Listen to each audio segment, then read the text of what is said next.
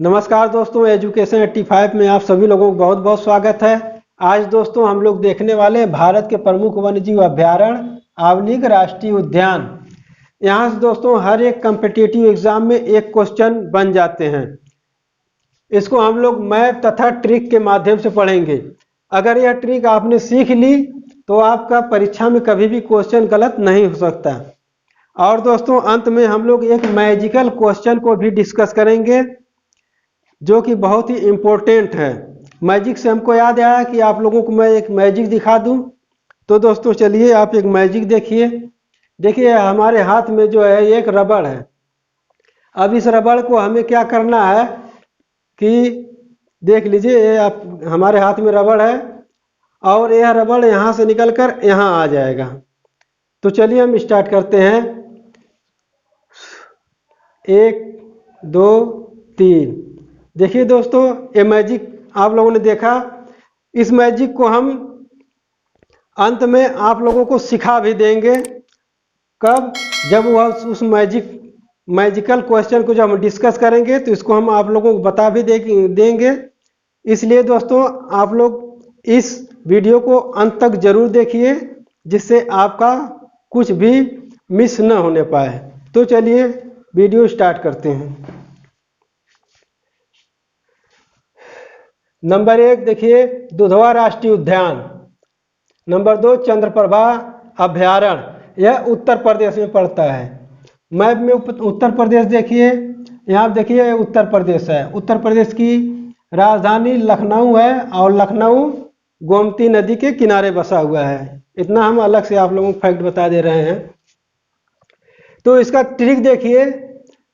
Trick है उत्तर से निकला चंद्रप्रभा दुधवा कलर में। जी हाँ दोस्तों, ये आपका ट्रिक है, उत्तर से निकला चंद्रप्रभा दुधवा कलर में। बस इतना ही सेंटेंस आपको याद रखना है और आपको यह दोनों हमेशा के लिए याद रहेगा। उत्तर से उत्तर प्रदेश आपका हो गया, चंद्रप्रभा से चंद्रप्रभा अभयारण्य और दुधवा से दुधवा राष्ट्रीय उद्यान। तो इतना ट्रिक से आप याद रख सकते हैं। उत्तराखंड का देखा जाए, नंबर 3 है राजा जी राष्ट्रीय उद्यान। नंबर 4 फूलों की घाटी राष्ट्रीय उद्यान। नंबर 5 जिम कॉर्बेट राष्ट्रीय उद्यान। यह उत्तराखंड देखिए, यहाँ पर उत्तराखंड है। उत्तराखंड की राजधानी देहरादून है। तो उत्तराखंड के यह तीनों राष्ट्रीय उद्यान हम लोग ट्रिक के माध्यम से देखें। उत्तराधिकारी राजा जी फूलों की माला पहनकर जिम गए। उत्तराधिकारी राजा जी फूलों की माला पहनकर जिम गए। यहाँ से दोस्तों यह उत्तरा से आपका उत्तराखंड हो गया। राजा जी से आपका राजा जी राष्ट्रीय उद्यान हो गया। फूलों की घाटी राष्ट्रीय उद्यान और जिम से आपका जिम कॉर्बेट राष्ट्रीय उद्यान। यह 3 इंपॉर्टेंट राष्ट्रीय उद्यान आप लोगों को बस इतना ही सेंटेंस याद करने पर याद हो जाएगा। इसका कुछ इंपॉर्टेंट फैक्ट है जिम कॉर्बेट राष्ट्रीय उद्यान का, उसको भी हम लोग देख लेते हैं। यह भारत का पहला राष्ट्रीय उद्यान है। भारत का पहला राष्ट्रीय उद्यान जिम कॉर्बेट राष्ट्रीय उद्यान है। इसका पुराना नाम हैली नेशनल पार्क था। इसका पुराना नाम हैली नेशनल पार्क था। और जिम कॉर्बेट राष्ट्रीय उद्यान से एक नदी बहती है दोस्तों, उस नदी को भी आप लोग देख लीजिए। यह भी बहुत ही इंपॉर्टेंट क्वेश्चन है, यह हमेशा बार बार जो है परीक्षाओं में आता रहता है। तो रामगंगा नदी जिम कॉर्बेट राष्ट्रीय उद्यान से बहती हैं। रामगंगा नदी जिम कॉर्बेट राष्ट्रीय उद्यान से बहती हैं। नेक्स्ट आइए असम राज्य का देखते हैं। मानस राष्ट्रीय उद्यान, काजीरंगा राष्ट्रीय उद्यान, सोनाई रूपाई वन्य जीव अभयारण्य, ओरांग वन्य जीव अभयारण्य, गर्म पानी वन्य जीव अभयारण्य, यह पांचों असम में पाए जाते हैं। आइए मैप में देखते हैं असम को। तो मैप में देखिए यहाँ पे असम है और असम की राजधानी दिसपुर है। आइए ट्रिक के माध्यम से इसको याद करें हम लोग। ट्रिक है, असम के मानस काजी के साथ सोनाई ओरांग को लेकर गर्म पानी देखने गए। जी हाँ दोस्तों, यही हमारी ट्रिक है। बस इतना ही सेंटेंस आपको याद रखना है और यह सभी जो है अभ्यारण्य है यह आपको याद हो जाएगा। असम के मानस काजी के साथ सोनाई ओरांग को लेकर गर्म पानी देखने गए। तो असम, असम से हमारा असम राज्य हो गया। मानस, मानस से मानस राष्ट्रीय उद्यान। काजी, काजीरंगा राष्ट्रीय उद्यान। सोनाई, सोनाई रूपाई वन्य जीव अभ्यारण्य। ओरांग, ओरांग वन्य जीव अभ्यारण्य। गर्म पानी, गर्म पानी वन्य जीव अभ्यारण्य। बस इतना ही सेंटेंस आपको याद रखना है और यह सब आपको याद हो जाएगा। क्या? असम के मानस काजी के साथ सोनाई ओरांग को लेकर गर्म पानी देखने गए। नेक्स्ट, पश्चिम बंगाल का देखिए, सजना खाल अभ्यारण्य, जल्दपारा अभ्यारण्य, सुंदरवन राष्ट्रीय उद्यान।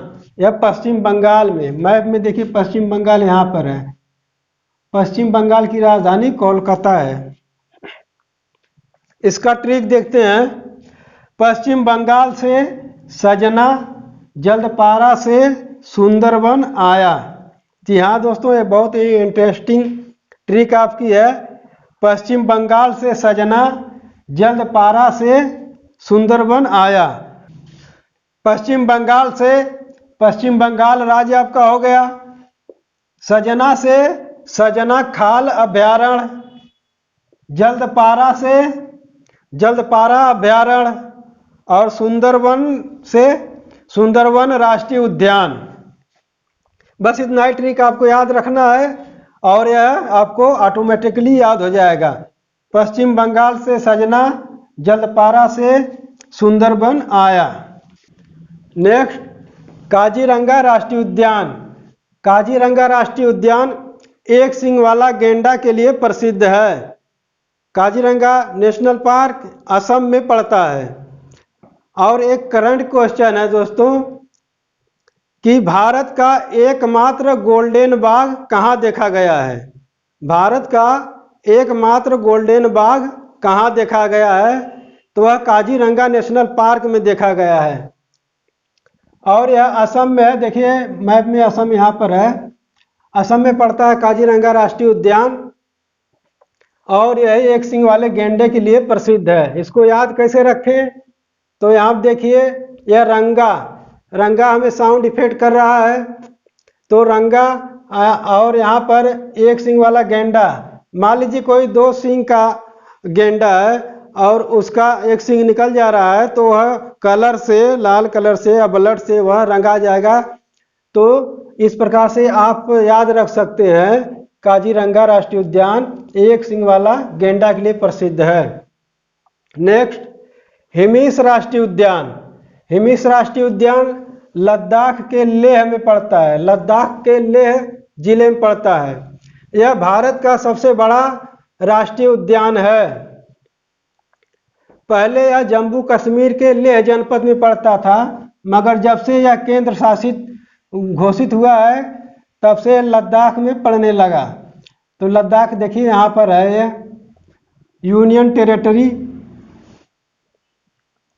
नेक्स्ट, केवलादेव घाना पश्चिम बिहार। यह साइबेरियाई सारस के लिए प्रसिद्ध है। यह राजस्थान में पड़ता है।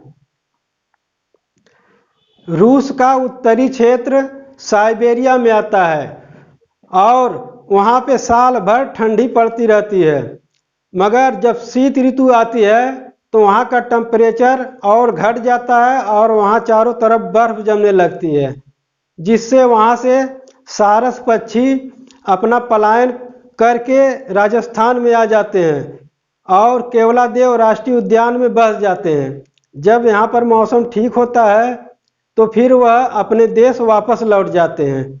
इसलिए यह केवलादेव घाना पश्चिम बिहार साइबेरियाई सारस के लिए प्रसिद्ध है। मैप में देखिए राजस्थान यहाँ पर है। नेक्स्ट, गिर राष्ट्रीय उद्यान। गिर राष्ट्रीय उद्यान एशियाई शेरों के लिए प्रसिद्ध है। यह गुजरात में पड़ता है। मैप में देखिए गुजरात यहाँ पर है।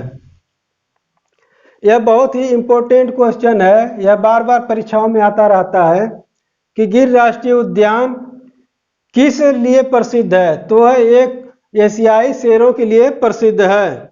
इसको याद कैसे रखें? इसको याद रखने के लिए देखिए यहाँ पर यह गिर लिखा हुआ है और यहाँ पे गुजरात है, तो ग से गिर और ग से गुजरात, इस तरह इसको रिलेट करके आप याद रख सकते हैं।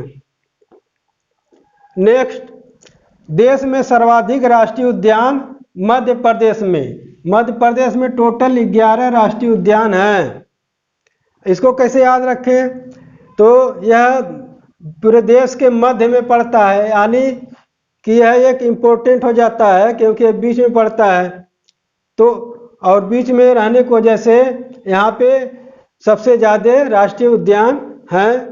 इस प्रकार से आप याद रख सकते हैं कि देश में सर्वाधिक राष्ट्रीय उद्यान मध्य प्रदेश में टोटल 11 हैं। नेक्स्ट, देश में सर्वाधिक वन्यजीव अभ्यारण्य अंडमान निकोबार द्वीप समूह में है। टोटल 94 वन्यजीव अभ्यारण्य अंडमान निकोबार द्वीप समूह में हैं। नेक्स्ट दोस्तों, आपका यह मैजिकल क्वेश्चन आ गया, केबुल लामजाओ राष्ट्रीय उद्यान मणिपुर में है। और मैप में देखिए मणिपुर यहाँ पर है। मणिपुर में एक झील है जिसका नाम है लोकटक झील, और इसी झील में केबुल लामजाओ राष्ट्रीय उद्यान है जो कि तैरता हुआ है। यह हमेशा तैरता रहता है। यह राष्ट्रीय उद्यान फूमदी पर बसा हुआ है। फूमदी यानी कि वहाँ के स्थानीय लोग इसको फूमदी बोलते हैं। वहाँ पे बहुत से और अन्य छोटे छोटे फूमदियाँ हैं जो कि उस पे लोग अपना घर बनाकर लोग रहते हैं, और शाम को लोग सोते हैं दक्षिण साइड में। जब सुबह होती है तो जब लोग उठते हैं तो उत्तर साइड में चली जाती है। वह हमेशा अपना स्थान बदलती रहती है। सेम इसके तरह जिस प्रकार से यह यहाँ पे लगा हुआ है रबड़, और थोड़ा सा हलचल होने पर यहाँ पर आ गया, उसी प्रकार से यह फुमदियाँ अपना स्थान बदलती रहती हैं। और यह फुमदियाँ जो है घास फूस मिट्टी के परत दर परत जमने की वजह से बनी हुई हैं।